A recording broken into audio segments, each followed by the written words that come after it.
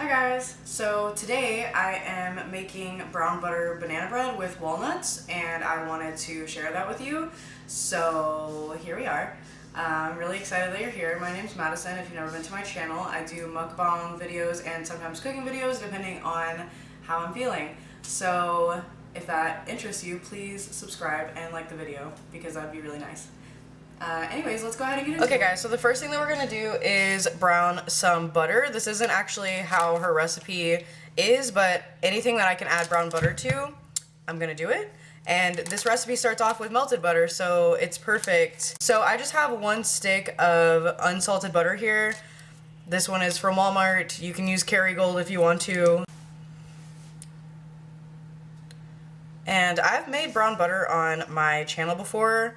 But just in case you haven't seen that, all we're going to do is just melt this butter, and then whenever it melts, we are cooking the milk solids in the butter and caramelizing them so that it can have a deeper flavor.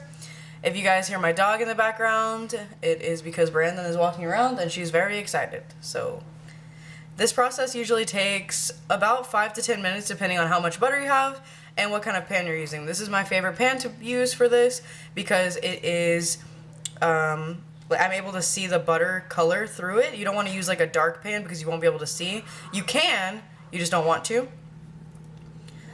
And it's also wide, which I really like. It just makes everything a little bit faster and a little bit more even. So our butter is almost completely melted, which means that it's going to start the browning process. I just have this on a medium-high heat. You kind of have to use your intuition with this. If you don't have, if sometimes it doesn't make sense for you to know exactly what to do with something, then just use a little bit of a lower heat. It'll just take you a little bit more time, and that way you feel comfortable with what you're doing.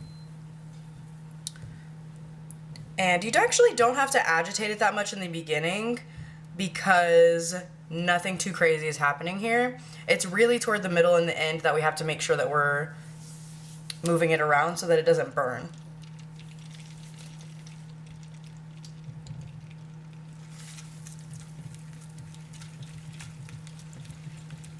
And I'm just using this. This is actually my favorite spatula. It's by Brooklyn & Steel Company. I don't remember where I got it. I feel like it was at Marshall's or something. And it's just a gigantic piece of steel in here, and it is amazing.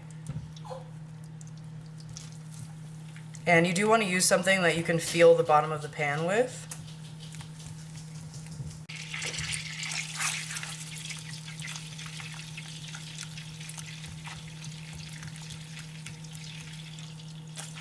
And there will be sizzling and bubbling, how it is doing here. That's kind of how you know when to stir it.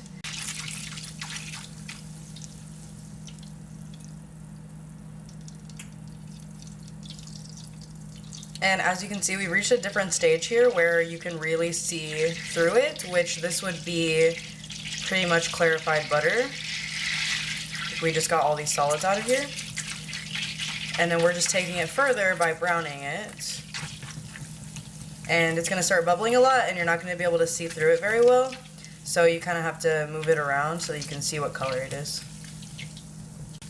And we are at the point where constant stirring motion is pretty necessary. You can stop for like 10 to 15 seconds and then go again, maybe 30 seconds at this point. I still have my heat on a medium-high.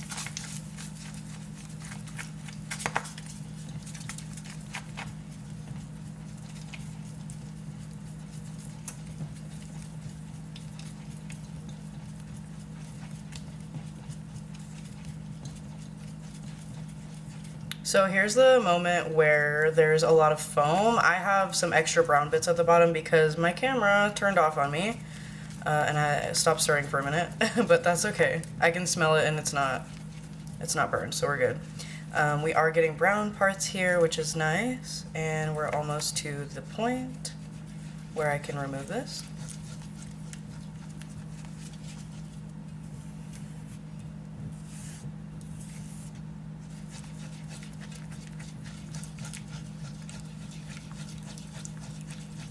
So when you stir it this way, you can kind of see how brown it is.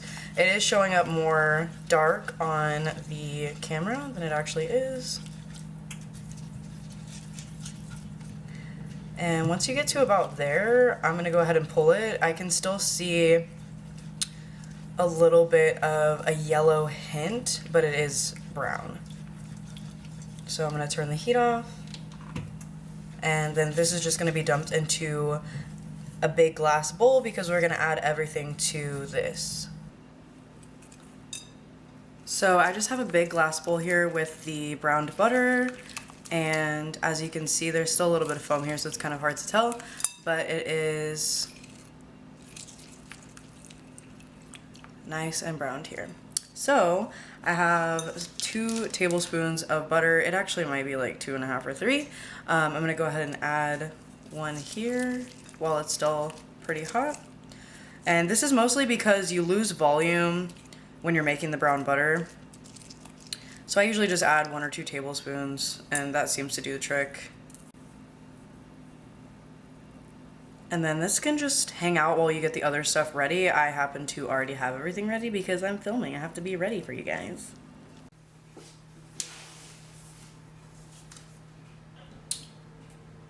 Okay.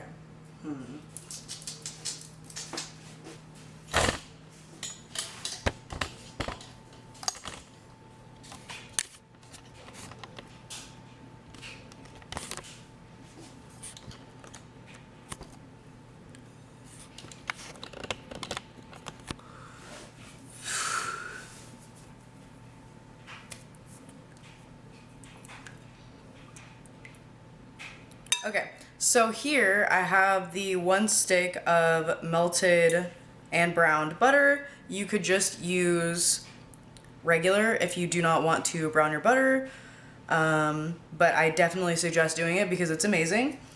I have 2 bananas that were previously frozen, and then I also have 2 bananas that are just ripe enough to go in this.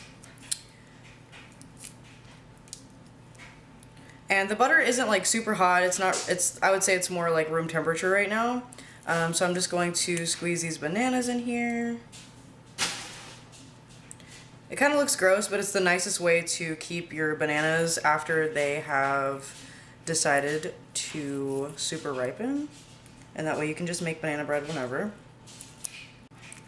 And I'm actually just gonna mash it inside the banana really quick because these are at room temperature, so they aren't gonna like bust open. If you try to do this with one that was previously frozen and thawed, you're gonna have a hard time.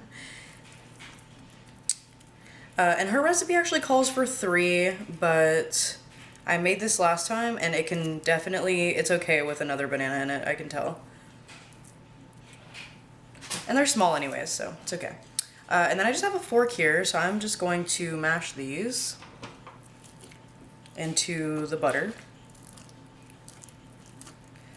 And this portion is also kind of up for interpretation as well because you are able to mash these bananas as much or as little as you'd like for the most part.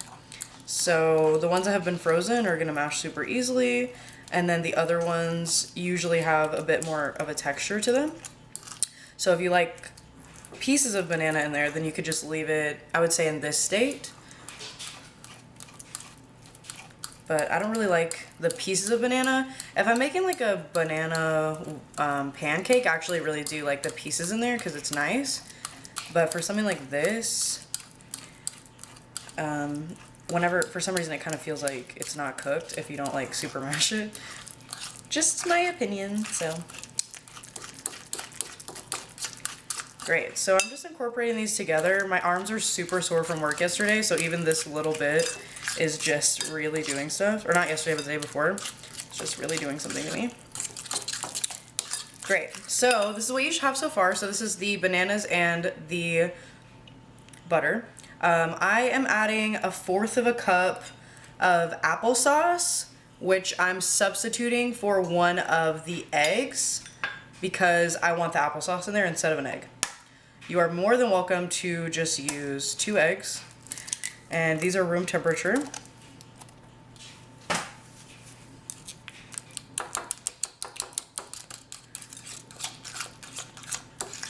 And you just want to incorporate this egg fully so that you don't really see any of the egg. You just want this to be homogeneous. And now is the time that I am going to switch from the fork to the spatula because it'll be a lot easier.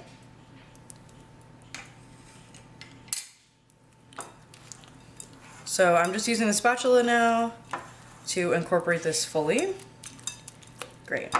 And then here I have about a cup, I didn't pack it, of brown sugar, which I don't keep brown sugar in the house because I think it's a waste of space. So it is white sugar mixed with molasses, which is completely fine. It's exactly the same thing. It just saves a bit of space. And you can add as much or as little molasses as you'd like. You don't have to deal with buying light brown sugar or dark brown sugar. These brown pieces are the molasses, totally fine. And it does look a little bit broken here, which is completely fine because this is just a quick bread, so it doesn't matter if it's broken. I think she adds 1/2 teaspoon of vanilla extract, but I don't have a nice vanilla extract, so I'm just gonna add a little dash. Just got some McCormick here. And then here I have 2 cups of flour, some cinnamon, a little bit of pumpkin pie spice, and baking powder. Excuse me, baking soda. And I added more baking soda than she said. I added another 1/2 teaspoon because the leavening is not coming out of the other egg that she would be using. So whenever you use applesauce as opposed to an egg, you do need a bit of extra leavening there. So that's why I did that.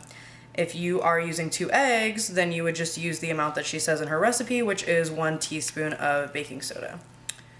And we're just gonna be gentle here, but incorporating all of this in. This smells so good.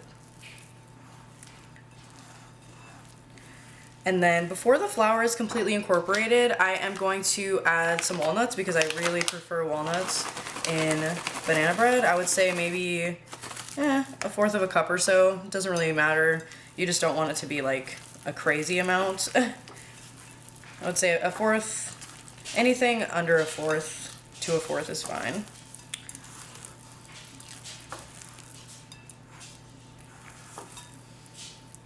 And I'm just using a folding method here. You just really want to make sure that you're getting everything from underneath. And you don't want to smash your dough down, or your batter down. This is a quick bread, so it's a batter. Great. So this is what it should look like.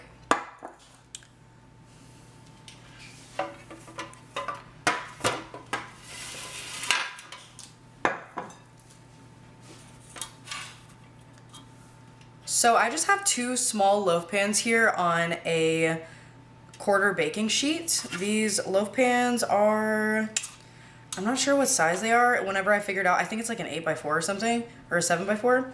When I figured out, I'll put it in the description. And I just oiled these and just made sure they were all over. And then I'm just gonna equally divide the dough, or the batter, into these. This is such a pretty batter.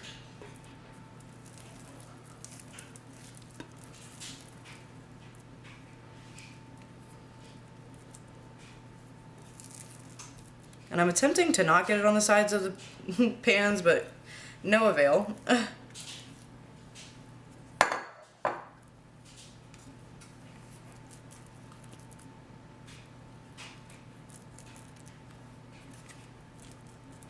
And then I just like to spread it in here. You don't really want to push it down, but you do want to spread it in there. And that'll give you a chance to see if they're pretty even. Even if they're not, since they're in two different pans, you can always pull one before the other, it's fine. And then the last thing I'm gonna do is take some turbinado sugar and just sprinkle that on top. You could also do this, so you could do this now, or you could do it halfway through baking. If you do it halfway through baking, it should stay crunchy. This way it kind of just does like a syrupy thing on top and gets really caramelized. And then it also goes to the bottom of the pan a little bit, which is really nice. It kind of mixes with the molasses.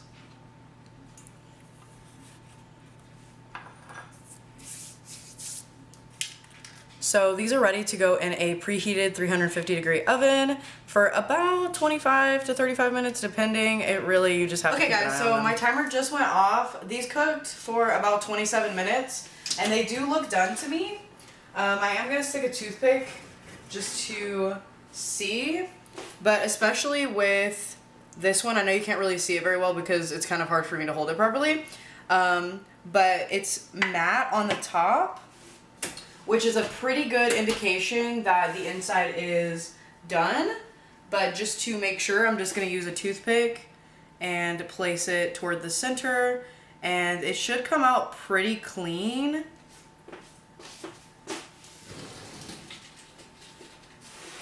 I'm just going to test the other one. You want to use a different toothpick for both.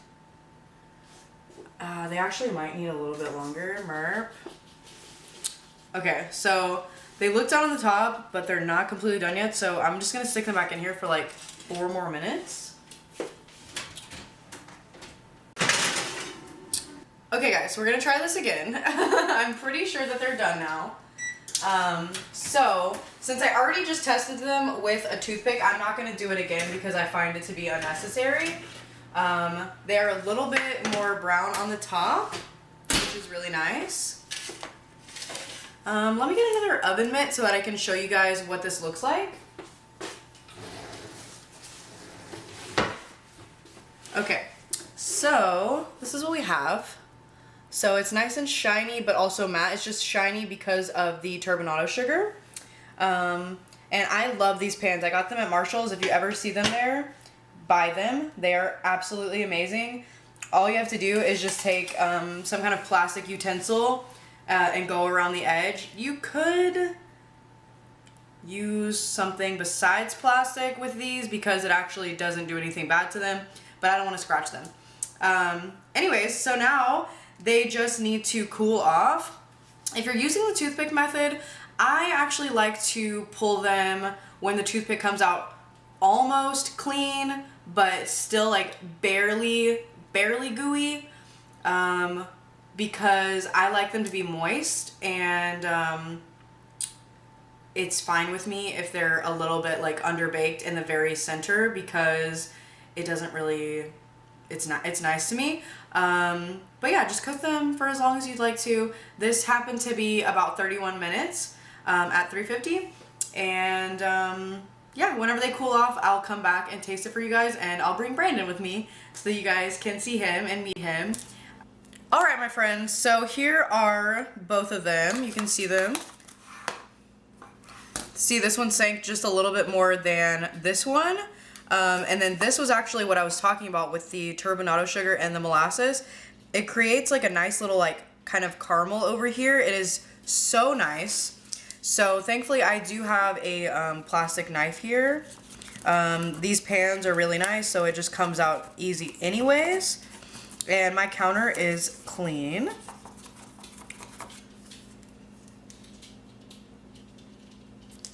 And I'm just going to do one of these. Nice and easy out of there. And I'm just gonna flip this over onto a plate. So as you can see, there's a little bit of a crunchy top, which I just think is a nice textural difference. That's not actually like super crunchy, it's just a bit of a difference. And I prefer to slice it with this knife as well. And there you go.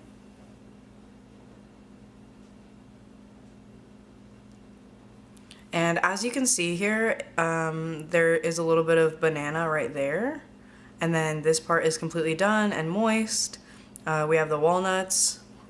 So let me taste this for you guys. So I just filmed me tasting it, but I actually wasn't filming, so I love that for me. You can just see how nice and like soft it is.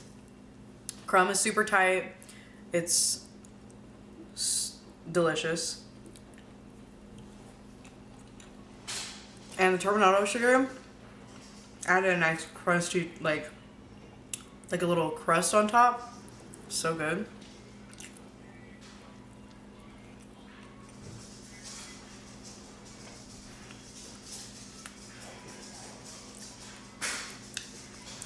Brandon's walking in here, doesn't know that I'm filming this right now.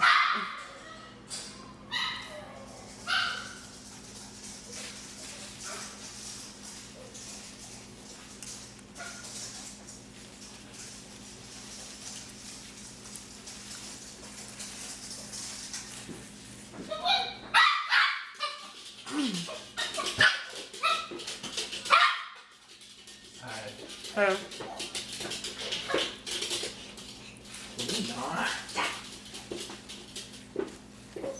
Do you want some yet? Yeah. You're so funny. What?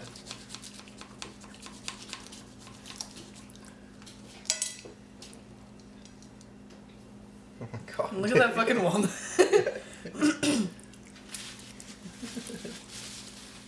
Fucking Mitzi.